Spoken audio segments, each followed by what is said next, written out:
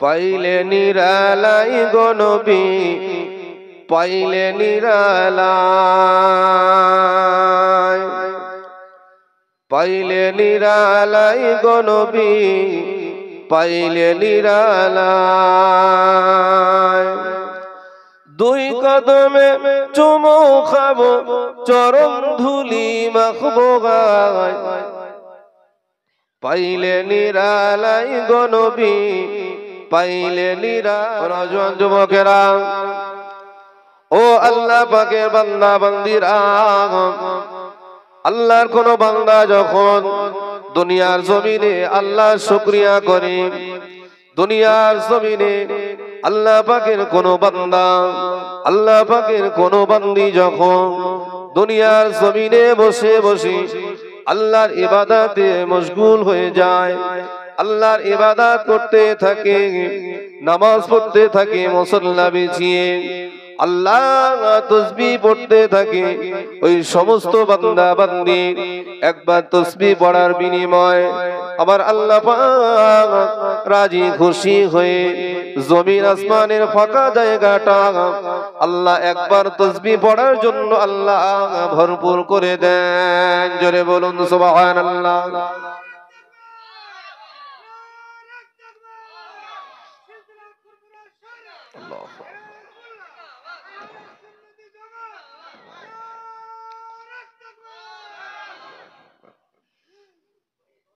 আল্লাহ পাক আমাদেরকে অত্যন্ত মহব্বত করেন।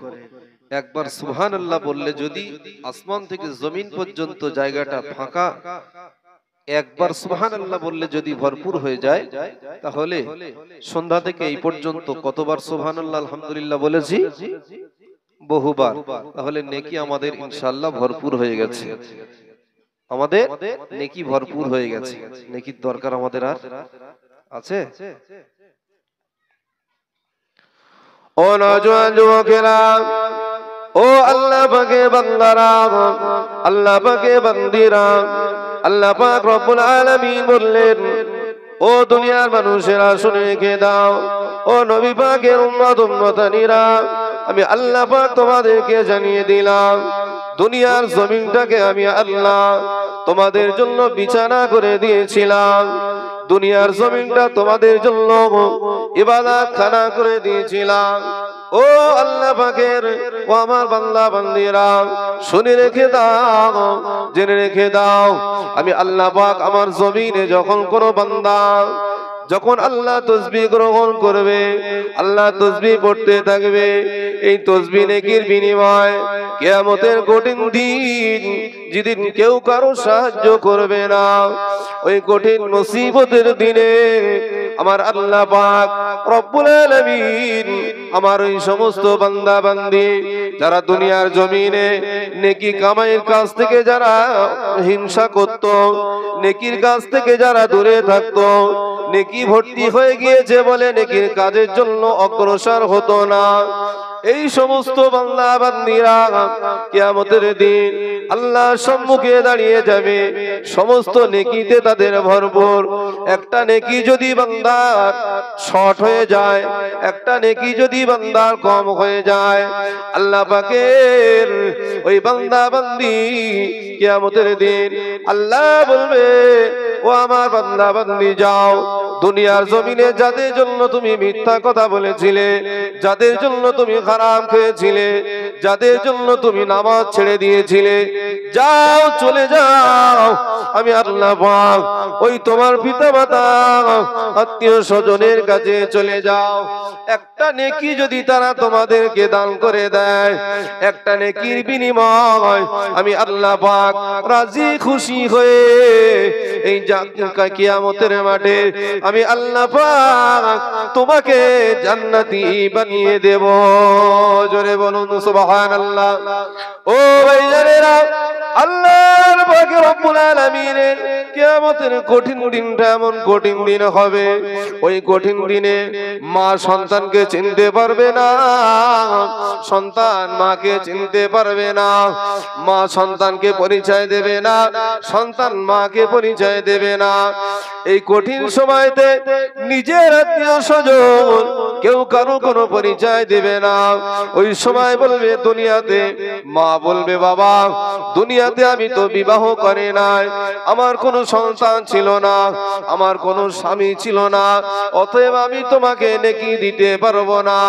আল্লাহ বলবে ও বান্দা বান্দি শুনে রেখে দাও, আমি আল্লাহ পাক তোমাকে কিয়ামতের মাঠে ঘুরতে বললাম, দেখো কিনা কেউ তোমাকে নেকি দান করে। যদি কোনো বান্দা বান্দি তার সমস্ত জীবনে তার পাপে জীবনে ভরা, এই পাপের জীবনটা যদি একটা নেকি তার থাকে, আর বান্দা হিসাবে যদি বান্দার উপরে দয়া করে দেয়, আমি আল্লাহ পাক আমার ওই বান্দার উপরে রাজি খুশি হয়ে একটা নেকির বিনিময় তার জীবনের সমস্ত খারাপিকে মুছে দিয়ে আমি আল্লাহ পাক উভয় কি জান্নাতি বানিয়ে দেব। জোরে বলুন সুবহানাল্লাহ। নেকির দরকার আছে,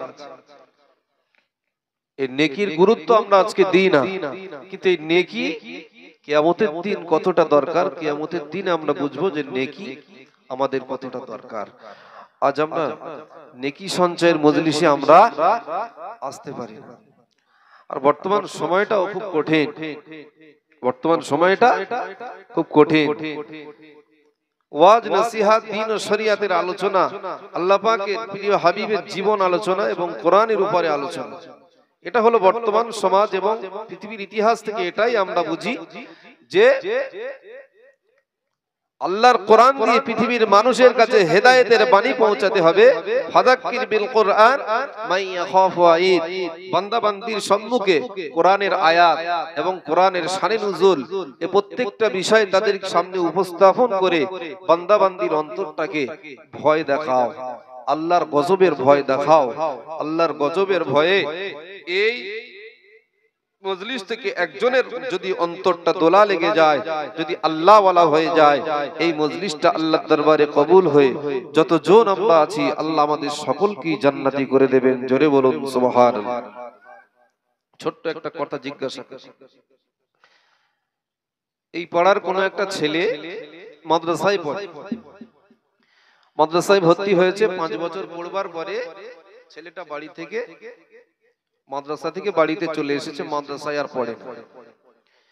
বর্তমান সমাজের একটা রিওয়াজ বলছে, তো সেই ছেলেটা মাদ্রাসায় পড়তে পড়তে 5 বছর পরে যেটুকু শিক্ষা, নামাজ কালেমা রোজা এবং দ্বীন ও শরিয়াতের কিছু জ্ঞান সেখান থেকে অর্জন করে 5 বছর পরে ছেলেটা বাড়িতে চলে এসেছে, সম্পূর্ণ কমপ্লিট করতে পারেনি। ছেলেটা বাড়িতে ফিরে আসলো, বাড়িতে ফিরে আসবার পরে সেই ছেলেটা পাড়ায় নামাজ পড়ে না, রোজার সময় রোজা করে না, হজের টাকা উপার্জিত হলেও হজে যাওয়ার জন্য চেষ্টা করে না। আর পাড়ায় যত রকমের নোংরামি, যত রকমের খারাপ আছে, সমস্ত খারাপগুলো সেই ছেলেটা পাড়ার মহল্লায় শুরু করে দিয়েছে। কিন্তু শুরু করবার কারণে এই পাড়াতে যত মানুষ, যতজন বসবাস করবে, এই বান্দা আল্লাহ পাকের যত বান্দা এবং বান্দি ওই পাড়াতে যত ঘর থাকবে, একে অপরের সঙ্গে আলোচনা করতে থাকবে, যে এই পাড়াতে আলোচনা করতে থাকবে কিসের? আচ্ছা একটু তাকবীর দেন তো, নারায়ে তাকবীর, নারায়ে তাকবীর, নারায়ে তাকবীর। আওলাদে মুজাদ্দিদে জামান, আওলাদে মুজাদ্দিদে জামান পীরজাদা হুজুর কিবলা, পীরজাদা হুজুর কিবলা, নারায়ে তাকবীর। হুজুর এসে গেছে, এক্ষুনি আসবে। তো এই ছেলেটা পাড়াতে কোনো অপরাধ করবার কারণে সেই ছেলেটাকে গ্রামবাসী বলবে ছেলেটা এত অপরাধ, এত পাপ, এত অন্যায় করেছে, এই অন্যায় করবার কারণে সেই ছেলেটা সমালোচিত হয়। ঠিক না ভুল? যে মাদ্রাসা থেকে ফিরে এসে এত কিছু শিক্ষার পরেও ছেলেটা বাজে ছেলে, বলবে কি না? আমি আপনি আমরাই বলবো ছেলেটা বাজে। আচ্ছা, ছেলেটা মাদ্রাসায় পড়বার পরে ছেলেটা শিক্ষা অর্জন করেছে, ছেলেটা মাদ্রাসা থেকে ফিরে এসে যদি সে বদনামি হতে হয়, তাহলে মিজলা হুজুর সকলে টুটে দাঁড়িয়ে যান।